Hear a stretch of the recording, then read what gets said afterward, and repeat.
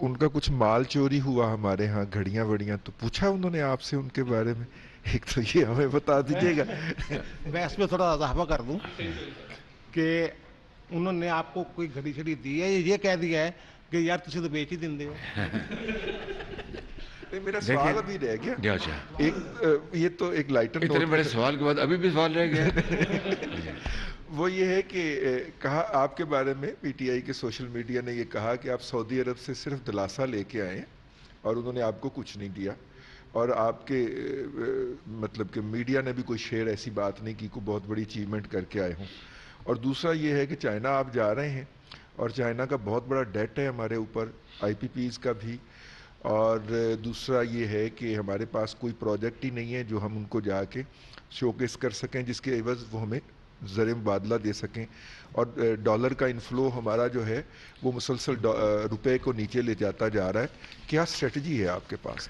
جراجی صاحب بہت مہربانی، آپ نے بڑے ریلیونٹ سوال پوچھے ہیں۔ پہلی بات تو یہ ہے کہ دیکھیے یہ بات ذرا آپ ذرا قریب سے سمجھ لیں، وہ جو تحفہ ملا تھا گھڑی کا، وہ بطور وزیر اعظم ملتا ہے یا بطور وزیر یا گورنر، جو بھی مہمان کسی ملک میں جاتا ہے۔ سعودی عرب ہمارے بہترین برادر ملکوں میں شامل ہوتے ہیں، اور انہوں نے قیمتی ترین ان کو تحفہ دیا عمران نیازی صاحب کو بطور وزیر اعظم Pakistan. Thank you very much, کہ وہ 22 کروڑ عوام کے وزیر اعظم کے طور پر گئے تھے۔ ان کی محترمہ اہلیہ کو کیا تحفے ملے وہ مجھے اس کا علم نہیں ہے، لیکن جو تحفہ ان کو ملا وہ مجھے اس کا علم ہے کہ وہ قیمتی ترین گھڑی تھی، پتہ نہیں 14 کروڑ یا 17-18 کروڑ روپے کی۔ میرا جو ہمارا جو ہے توشے خانے کا جو قانون، کہ آپ کوئی تحفہ ملتا ہے تو آپ کے پاس دو چوائسز ہیں، کہ یا تو آپ توشہ خانہ میں وہ تحفہ جمع کرا دیں اور کہیں کہ مجھے نہیں چاہیے، یا پھر آپ کو یہ سہولت حاصل ہے کہ آپ اس کی جو پرسنٹیج، اس کی جو قیمت لگاتے ہیں توشہ خانہ والے، وہ اس کی پرسنٹیج ادا کر دیں اور آپ وہ تحفہ لے لیں۔ لیکن یہ میں نے نہیں کبھی سنا کہ آپ وہ قیمتی تحفہ بازار میں بیچ کے پیسے جیب میں ڈال لیں۔ یہ تو پاکستان کے 22 کروڑ عوام کی توہین ہے، یہ تحفہ دینے والے ملک کے سربراہ کی ان کی توہین ہے، کہ میں نے تو ان کو جانا کہ یہ وزیر اعظم پاکستان ہیں، ان کو میں نے تحفہ دیا بڑی خوشی سے، اور پاکستان کے عوام کو پتہ چلے، کیونکہ نبی کریم صلی اللہ علیہ وسلم کا وہ ان کا ارشاد ہے کہ اپنا جب آپ تحفے ایکسچینج کرتے ہیں، لیتے دیتے ہیں، تو اسے محبت اور آپس میں دلوں میں مضبوطی پیدا ہوتی ہے۔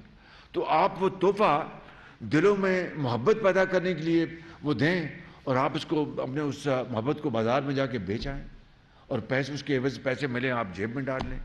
خالی یہی نہیں ہوا، اور جو تحفے ملے وہ توشہ خانہ میں جمع کرانے سے پہلے بازار میں لیے، پیسے جیب میں ڈال لیے، اور اس کے بعد توشہ خانہ میں جو اس کی بنتی تھی ریشو وہ جمع کرا دی، اور پھر جو ڈیکلیریشن ہے، جو ریکوائرمنٹ ہے قانون کی، کہ آپ اپنی ٹیکس ریٹرن میں اور آپ الیکشن کمیشن میں جو آپ فائل کرتے ہیں وہاں پر بھی ایک الیکٹڈ ممبر کے لیے وہاں پر ریٹرن داخل کرانا ایک لازمی ہے الیکشن کمیشن میں، اس سے آپ غائب کر دیں، تو اس سے بڑا مس ڈیکلیریشن کیا ہو سکتا ہے؟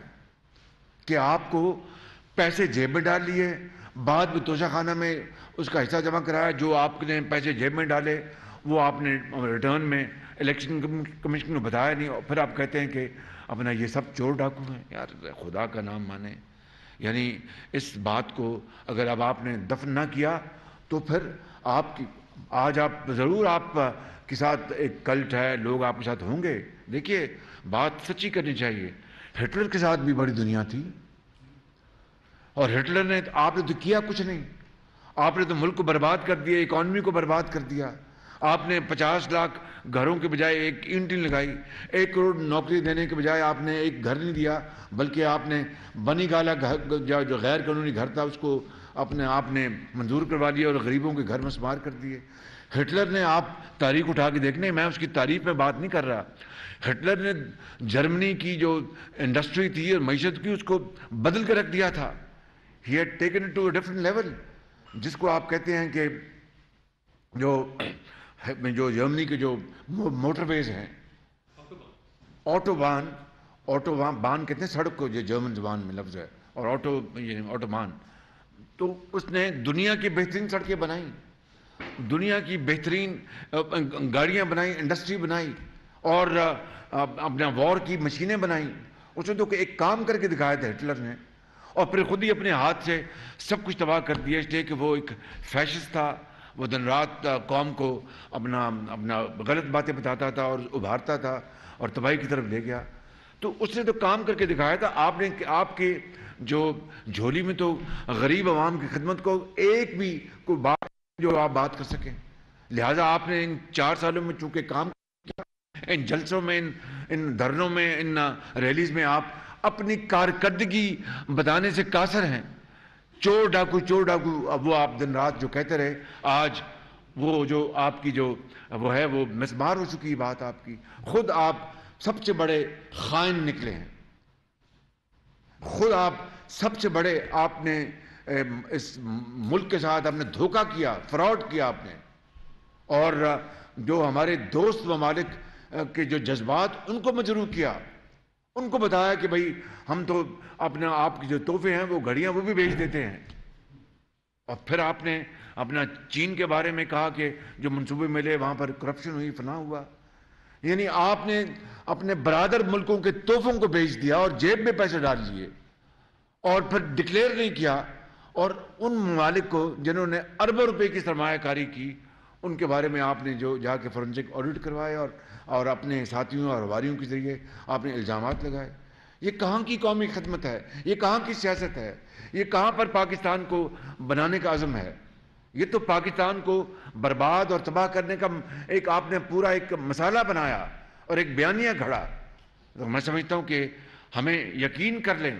دیکھیے, میں نے الحمدللہ اللہ تعالیٰ کے فضل و کرم سے اور اپنی پارٹی کی قائد میاں نواز شریف کی مہربانی سے اور پارٹی کی اپنا ساتھیوں کی مہربانی سے میں 10-12 سال 12.5 سال اس صوبے میں اپنا خادم رہا.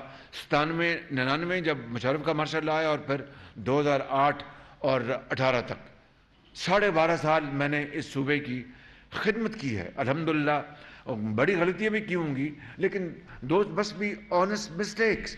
لیکن کم سے کم آپ دیکھ لیں, پی کے ایل آئی ہے جو دنیا کا ایک معروف زمانہ اسپتال بنایا, جس کو عمران نیازی نے اور ثاقب نثار صاحب نے مل کے کس طرح تباہ کیا. اور پھر یہاں پر جو اور منصوبے بنائے اس کو کس طرح انہوں نے اپنا عمران نیازی کی گورنمنٹ نے تباہ کر دیا. اور پھر رشوت اور کرپشن کا یہاں پر بازار گرم ہو گیا. یہاں پر merit was the order of the day, چاہے وہ سپاہی بھرتی ہو یا ڈاکٹر یا ایک نرس یا ایک ایس ایچ او یا ایک ٹیچر.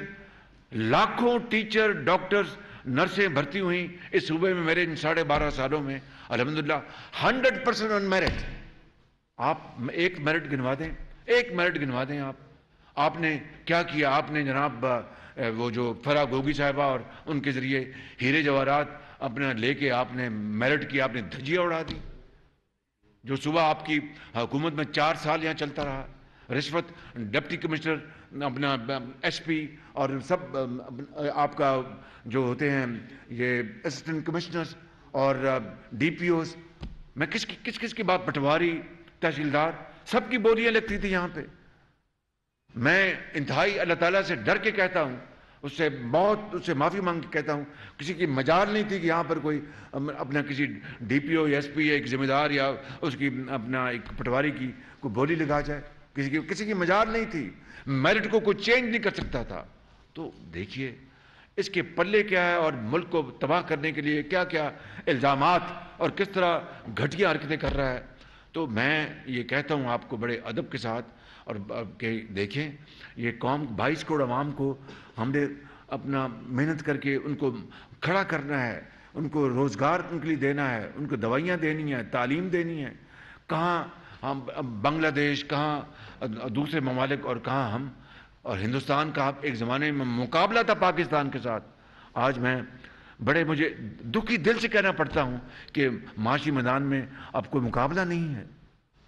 تو کیا ہم نے دوڑ میں پیچھے رہ جانا ہے اور نعروں اور اس طرح کی جھوٹ فریب اور دھوکے اور گھٹیا الزامات لگا کر ہم نے اپنا ایک کلٹ بنانا ہے، یا قوم کو توانا کرنا ہے اور قوم کو ہم نے جری اور اس دنیا میں اقوام عالم اس کا مقام دلوانا ہے؟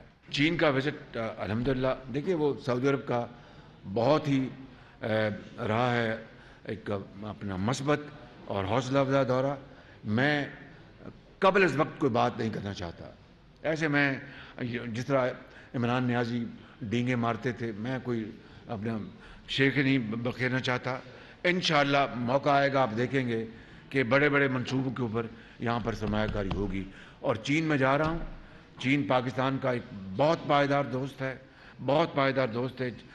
جناب شی جن پنگ دوبارہ منتخب ہوئے ہیں secretary general of communist party. انہوں نے ان کے دور میں چین نے انقلابی ترقی کی ہے. ان سے بھی انشاءاللہ ملاقات ہوگی اور پاکستان کی اور چین کی اقتصادی اور معاشی اور سماجی تعلقات مضبوط کرنے کے لیے ہم انشاءاللہ کریں گے. میں انشاءاللہ پر امید ہو کے جا رہا ہوں، باقی اللہ کے ہاتھ میں.